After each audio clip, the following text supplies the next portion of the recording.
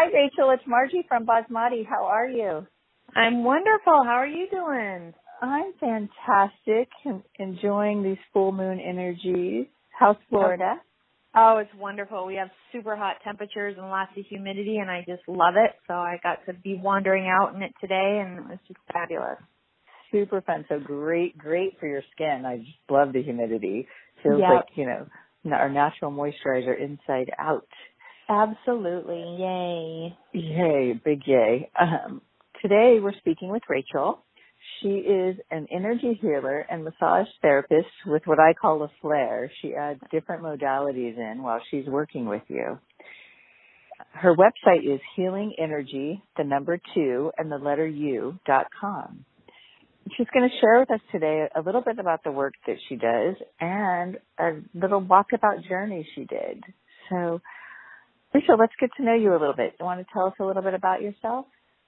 Sure. I was actually a tattoo artist for 19 years, and I made some really big changes in my life. I had an accident during surgery, actually, that brought me about to really doing a lot of self-reflection and self-healing time. And when I came out of the other end of it, I really had been looking at, for several years before then while I was tattooing, I was doing energy healing and massage on people, just as more of a hobby. And when I came out of my whole situation with my health, I really started looking at, do I want to go back to tattooing or do I want to explore doing this energy healing and massage that I've been working with? And I just really felt drawn to doing it. So I decided when I was better enough to go back to school and get my massage license so I could have those official letters after my name, which I realized I needed, and just started doing the work. And it's just been fabulous. I really love what I do. I love helping people. I love connecting with people, and the energies just keep growing and changing and shifting and morphing, and it's just a beautiful experience to have. Super, super wonderful. And from people I know that you have worked with, I know that they have amazing experiences and that the energy just, even before walking in the room with you, shifts them tremendously. And so what a great gift you are sharing with the clients you work with. Thank you. So tell me a little bit about Quantum Touch. That actually, I read about it online. I learned about Quantum Touch, and when I read about it, I was really surprised that it was actually the closest modality that I had heard about that felt like what I was already naturally doing, a natural intuitive energy work that I was already doing on people. And it involves running energy through your heart and channeling energy in through your heart and out to people, and using breathing techniques to amplify those energies. And that's already largely what I do. I've had a breathing technique that came to me quite naturally. It's not that unusual, but it's just very intense. Very, very long, slow breathing. I have people comment on it that it sounds like the ocean or the wind, and they're like, is that a sound machine? Is that you? So it's naturally come to me of a way to help me to channel energies and to use them. And when I read about it, I was like, oh, well, that's perfect, because trying to describe to people the energy work that you do sometimes feels a little bit difficult. So this way I was able to tell people a source where you can look up Quantum Touch and you can kind of get a feel for something along the lines of what I do. And so that was actually my main reason for wanting to get certified in Quantum Touch. It's a beautiful modality, and I really like the heart-centered energy aspect of it. Oh, that's amazing. So when someone comes into you, just for everyone listening, what does a normal session look like? What I tell people is, if you've never experienced energy healing, and if you're not sensitive to energies, it will feel like a massage experience. I do a full-on massage while I'm working. If you are sensitive to energies, you'll have all kinds of sensations. I have feedback from people of, I feel you pulling stuff out of me. I feel you pulling stuff into me. I felt vibration, tingles, electric sensations, hot, cold. I went to journey space. So, I mean, all kinds of great and wonderful things can happen. I feel blockages in people and I remove them and get their energy flowing, and I channel in energy where it feels like they need healing.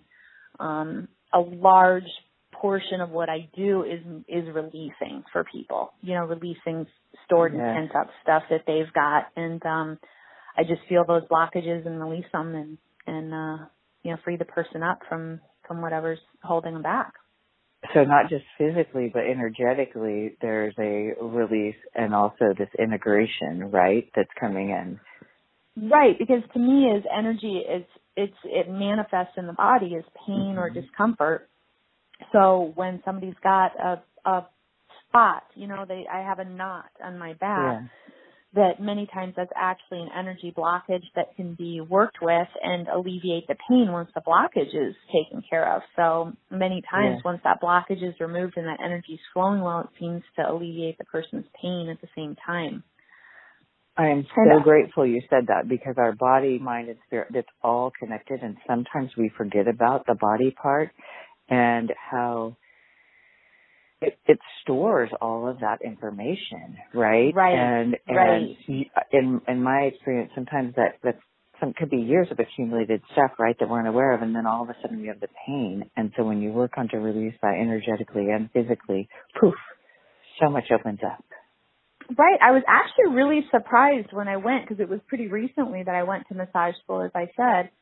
And they actually taught, they're like, when somebody's on the table, they might start crying hysterically or have some kind of emotional reaction. That is an SER, somato-emotional response. It's, an emotion stored in the body. I mean, they're teaching it in school. And I was like, because I'll ask clients sometimes, what's your belief system on this? That your body's storing emotion. And they're like, well, I don't believe in that. That's, ridiculous. Or I don't even know what you're talking about. And it's like, it's real enough and a part of the world enough, I guess, like that, of people's awareness, that they're actually teaching it in massage school, which I was really excited about, because to me, that's how it works, That is. It's like, and I really do get with people sometimes where I've had just energy sessions with people, and not that they're not beautiful and constructive and amazing, but I do wind up feeling sort of lacking, like my body feels lacking, like it didn't get touched, it didn't get any attention. And it does feel like, by what I do with incorporating the two, it really covers more ground. And so, obviously it's what I prefer, so it's what I do. Yeah. It is exciting and beautiful, right? And it is. And it brings your clients that you're working with closer to their true selves and more in touch with who they are. They really are. Absolutely. Absolutely. So I can't wait to hear about this. So tell me about your journey to Peru.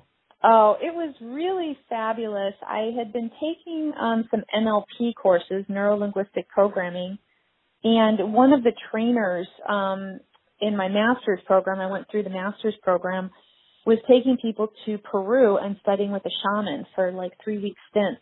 And he would then coordinate with us of working with the Kettle Indians, who live very high up in the mountains. They don't come down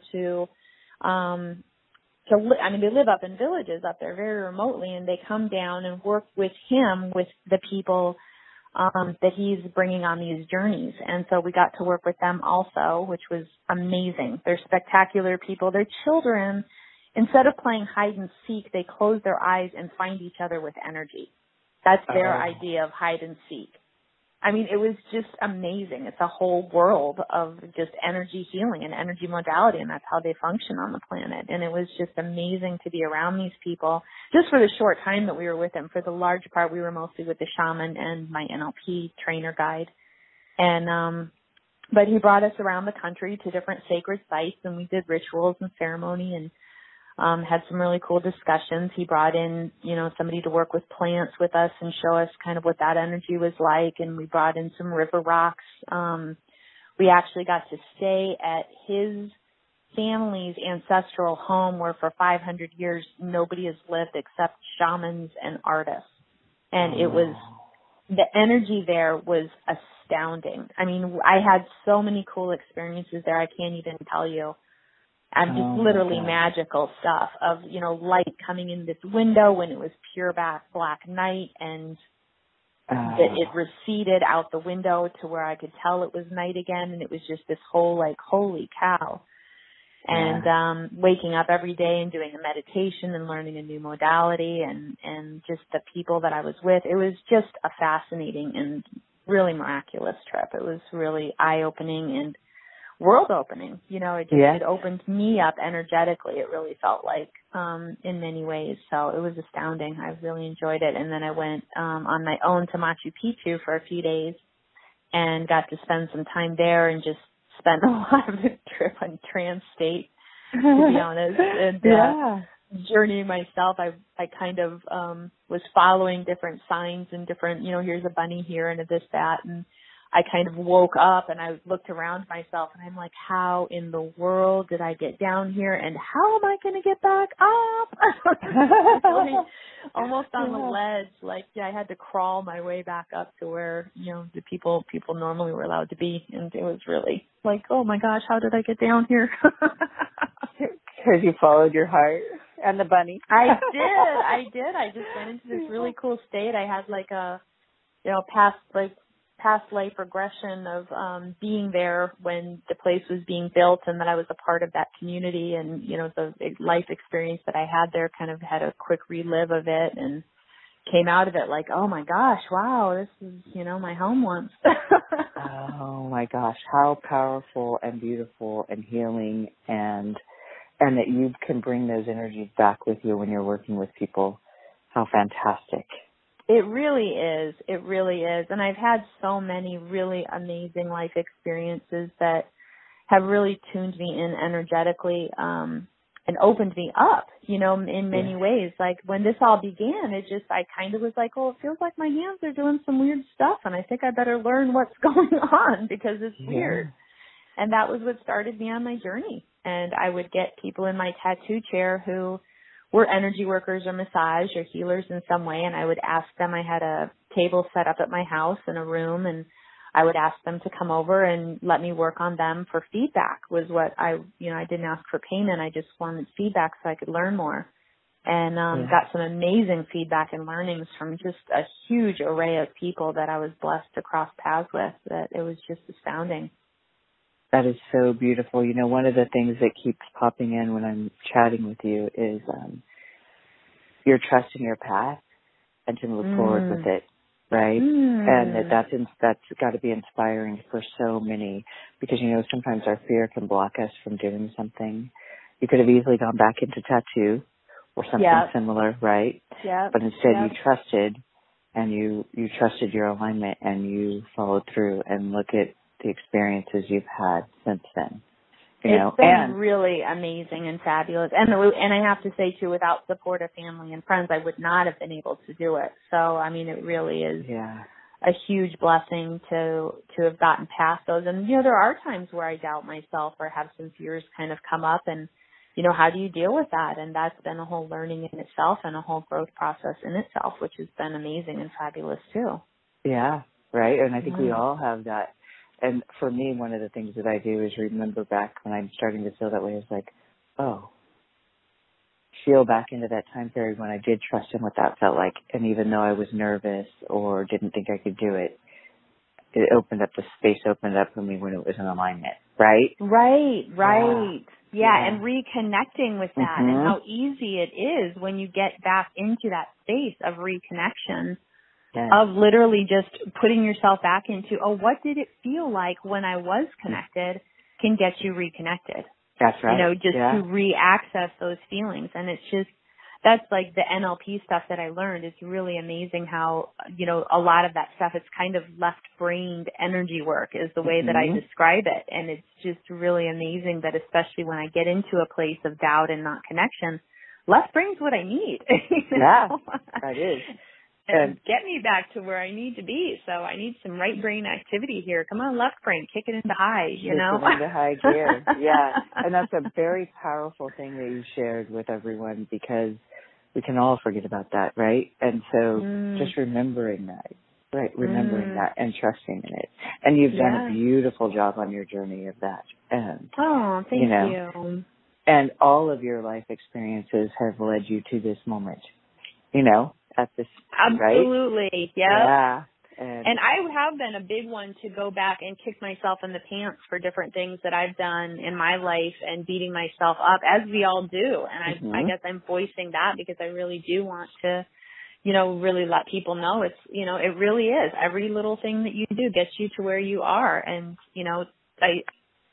people in the past, if I wouldn't give up a single quote unquote bad thing that's ever happened to me, because it's made me who I am and it's gotten to me where I am. And I now can say I love who I am and I don't want to give any part of me up. So if I give up parts of me and then, you have to give up parts of those experiences, you have to give up part of yourself. And I'm not willing to do that.